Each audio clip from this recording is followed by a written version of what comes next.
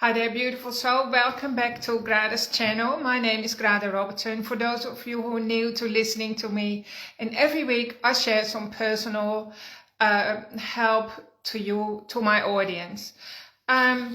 This week I want to share with you my favorite motto that I've used my whole life ever since I migrated. As a teenager, when I was 19, I migrated from Holland. I grew up near Amsterdam to Tasmania, and I've spent the rest of my life in Tasmania. That wasn't an easy decision. Well, actually the decision wasn't easy because I married Pete, my best buddy and my soulmate. But migrating to Tasmania in 1981 wasn't as easy as I thought it was. But at the time I already had a motto, and the motto is, if it's to be, it's up to me. And I mean, 45 years later, it's still my favorite saying, and it's helped me through many difficult times. But also, sorry, I'm just going to adjust my chair. It's made me the person that I am. So today I want to focus on your happiness levels, because people often say to me, well, Grada, how can you just always look so grounded, be so calm and happy and all the rest when you have a busy family? Because Pete and I have got 6 kids and a bunch of beautiful grandkids, and also we have 3 businesses that we run in the background, and I see clients. And I'm also a best-selling author. I wrote this book, You Are the Miracle, because I truly want people to believe that they are the miracle, and I will share more on that in a minute. I've written 3 books as well. Well, the thing is, I'm just a person like everyone else, and I do have a motto that I believe, if it's to be, it's up to me. And if you've never heard of that saying, please write it down and hang it on the fridge somewhere where you see it every day, because it's going to change your life, and it's going to make the impossible possible. Once you believe that saying, or at least whether you believe it or not, when you start to apply it to your life every day, doors will open that have never been opened before, and you start to look at life in a completely different way. So the key is, what made me think of this, because recently I was talking to a friend, not one of my clients, by the way, just it's a friend, and we were chatting together.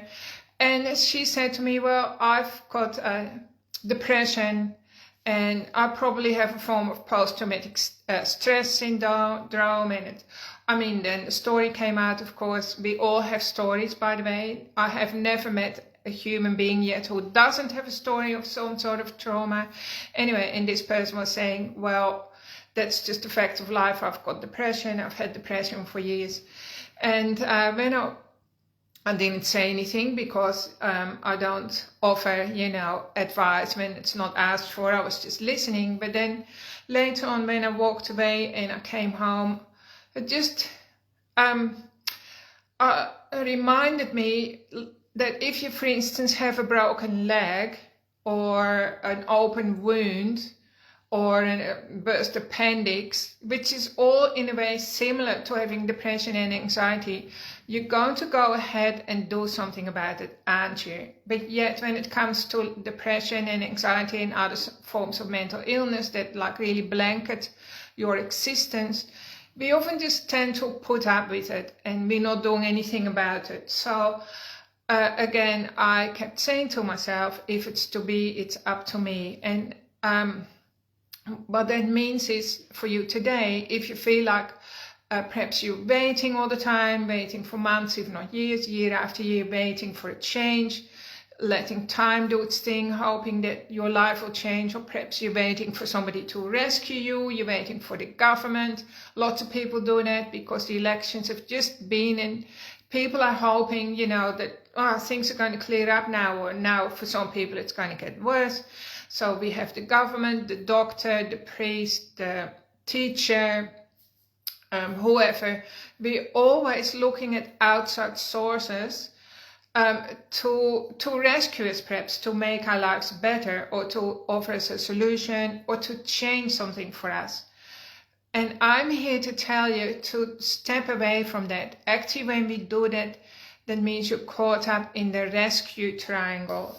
So the rescue triangle, I know this is upside down, but the rescue triangle always has a villain or somebody who causes you pain, a rescuer, and a victim. And so the energy inside the rescue triangle is always the energy of drama and trauma. So if you're blaming, waiting, or blaming yourself or looking for somebody else, you are caught up in the energy of that rescue triangle or drama triangle where you will attract more drama, more pain, more suffering, and the solution is not to be found for you. Whereas I want you to reach happiness, right?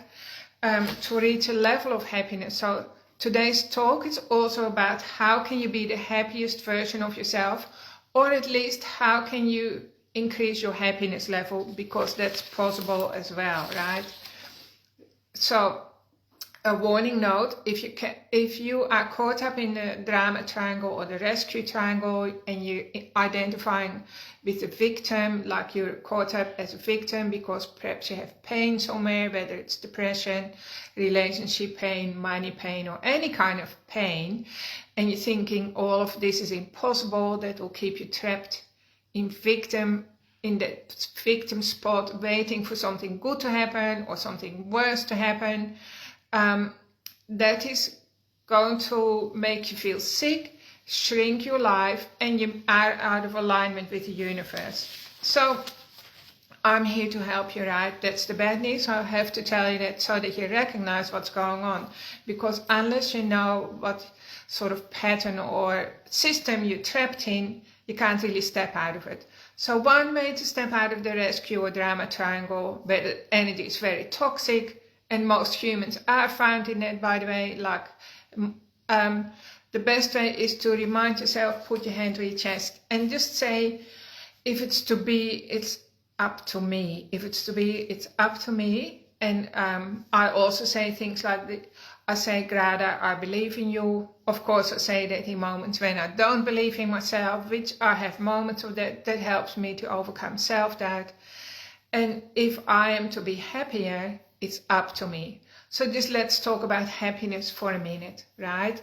Because every human wants to be happy, I assume. I think this is something we can all agree on, that we all have something in us that we're longing for more happiness. We just wish we could be happy all the time. Children want to be happy all the time. It's just how we get, and that is a really good notion, that we want to be happy. But we tend to think that our happiness will come if somebody comes in and rescues me, if I win Ted's Lotto, if I get the promotion, if I find my soulmate.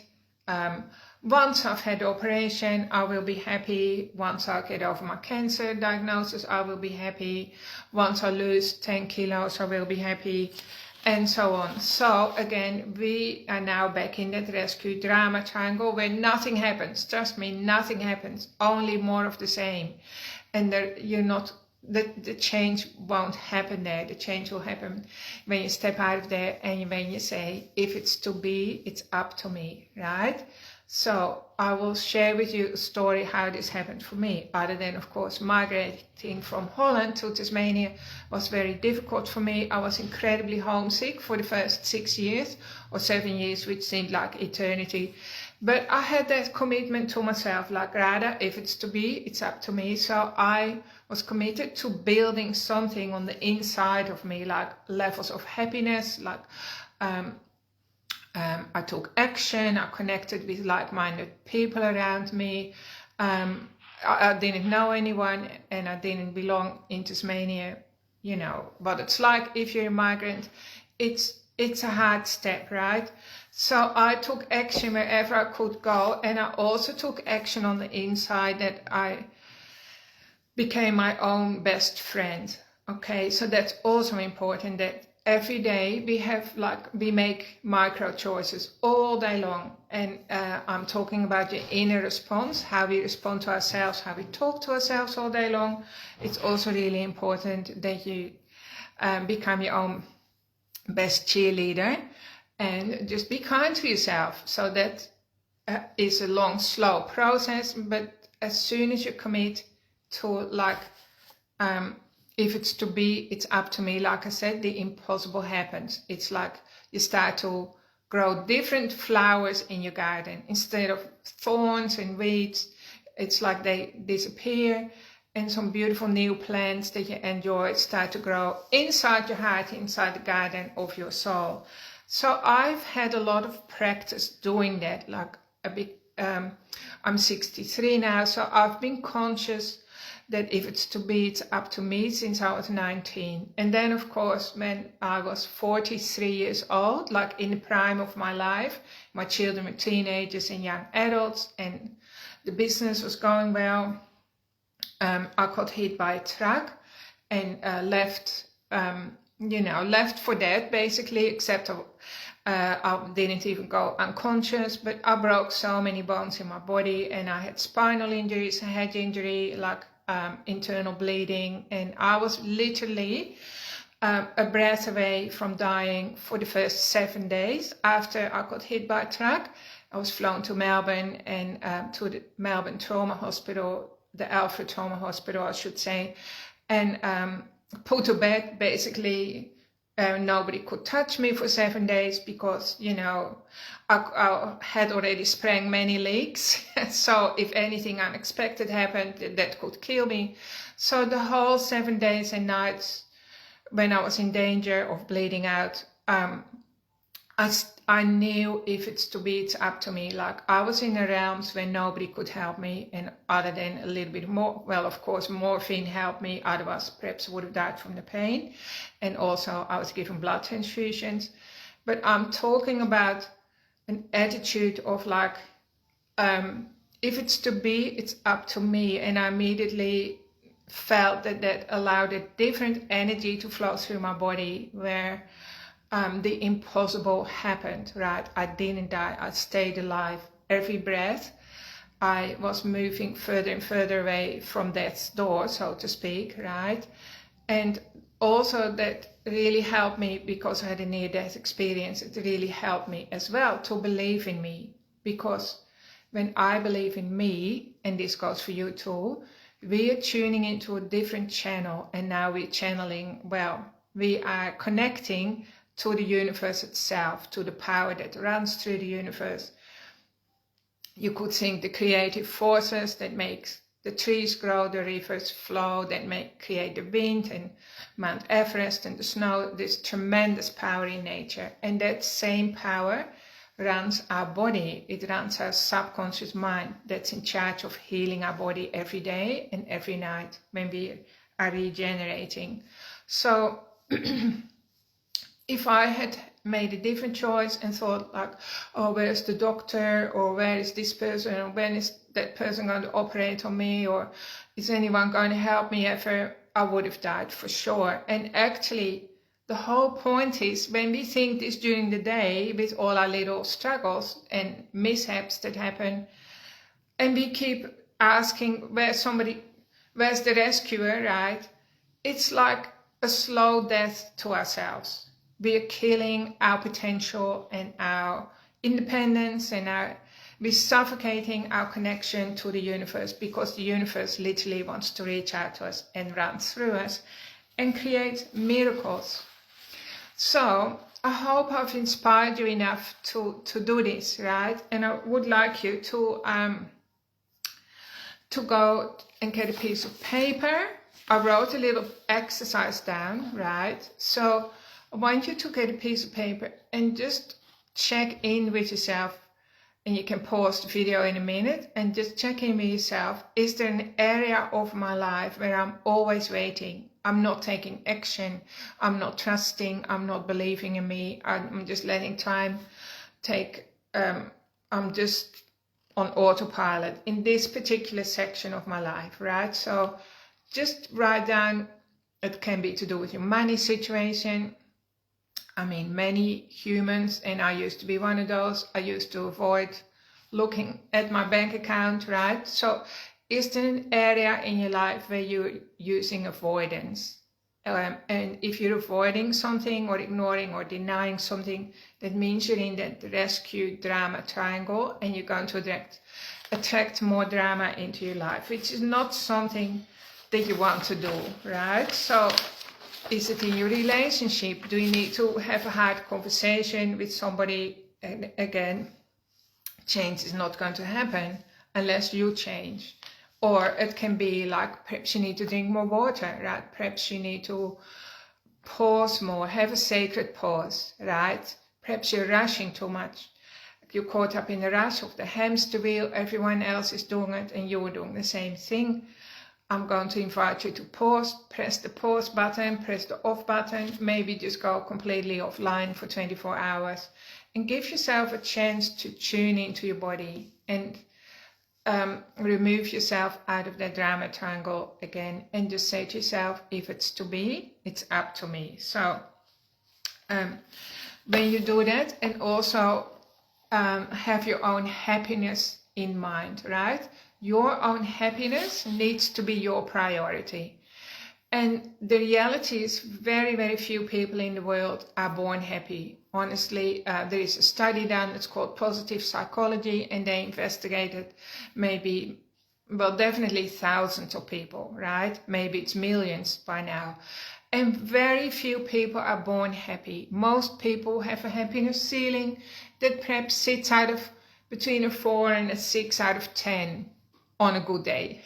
Right, and a lot of people are maybe sitting on lower than that, so then you're suffering from depression. But if you suffer from depression and anxiety, that means you have blocked emotions in your body, and you're not feeling those emotions because you can't even reach them. So you need to take action and then book in with a person like me or another healer or coach, somebody who can find your blind spots and get that energy flowing again, right? Because emotions create your brain chemistry. It's not that your brain chemistry creates the emotions. This is a case of like suppressed emotions are creating that low level of brain chemistry. And of course you can go on antidepressants and all the rest, but you're not addressing the root cause, right? So do come and see me if you feel like your joy has sprung a leak. You can never get past the happiness ceiling of, say, a 3 or a 4. Even if you're sitting on a 6 or an 8, you can still raise your happiness ceiling to a 10 out of 10, or a 9 out of 10 most of the time. Because this is something that you can learn to tweak and raise yourself. So happiness is a starting point, in my opinion. And if it's to be, it's up to me. That's another starting point. It's not the end result, right? So again, I'll just say that people say, I will be happy when I lose 20 kilos. I will be happy when I have $1 million in the bank, or blah, blah, blah, when I have my soulmate, and on and on. No, happiness, that's an end point, and it will always stay out of reach. So I want you to write down, if it's to be, it's up to me. Write down the sections of your life where you need some energy, movement going, whether it's, like I said, it could be your relationships, your health, your happiness, your finances, or it could be all of that could be good, but there's still something missing. You don't even know what's missing. That could also be an issue. So lack of clarity, you can come and see me as well, because I can help you. And again, find your blind spots and shine some light on the subject and get that supportive energy flowing so your whole life will change. So don't wait for time to take care of things, because it won't. Oftentimes what will happen is, with waiting, is things just get pushed under much deeper, and then, by the way, you will be passing on your issues and your tissues to your children and grandchildren, right? Because often when I work with people, I know that we're clearing stuff from their grandparents, right? And our grandparents had to survive. They survived terrible situations, and they often they came through the Second World War and so on. But we're living in a time where we have the luxury to go inward and to clear our issues, the issues in our tissues. So another little way to boost your happiness is just introducing little things in your life, like going for a walk. in nature, touching a tree, sitting on the beach, watching the waves, and just giving yourself the luxury of your own attention and your own time, and just having a nice meal, a healthy meal, cooking your own meal, drinking more water, like I said, having a hot bath in the middle of the day if you need to pick me up, having a nice magnesium bath with essential oils. I do that sometimes when I feel like I need a lift. You just look for where is the uplift, what can uplift me right now. Ring somebody, connect with somebody, and just do something that your body craves right now. Give yourself the support that it needs. Also, of course, I'm here to help you. Consistency is key. If it's to be, it's up to me. Write that on a piece of paper and just check in with yourself where you need to say that. And I'm here to support you. Also, when you work with me or when you connect with me, your neurology, which is your nervous system, tunes into my nervous system, because we actually have a thing called mirror neurons. And so your nervous system will immediately attune to the wisdom that's in me. But I'm not saying that from a point of arrogance. I'm just saying that from a point of all the experiences that I've been through in my life, how I've bled in the trenches and learned a lot of wisdom from all of that I'm ready to share with you and help you, give you the uplift that you are longing for. So if this is you, please book in a session. Or I also have an 8-week program. I'll put a link in below. The 8-week program is really, really excellent if you're ready to start a new project, whether it's like a new business, or you're stuck somewhere, stuck with your money, or an area of your life that's not working for you, whether you want to find a soulmate. For 8 weeks, we focus on that one topic so that it gets a lot of attention and you achieve freedom around it. So that's another really wonderful way for you to move forward. All right, so I hope you enjoyed this session. I believe in you. I know how powerful you are. I also know that the impossible will become possible for you if you start saying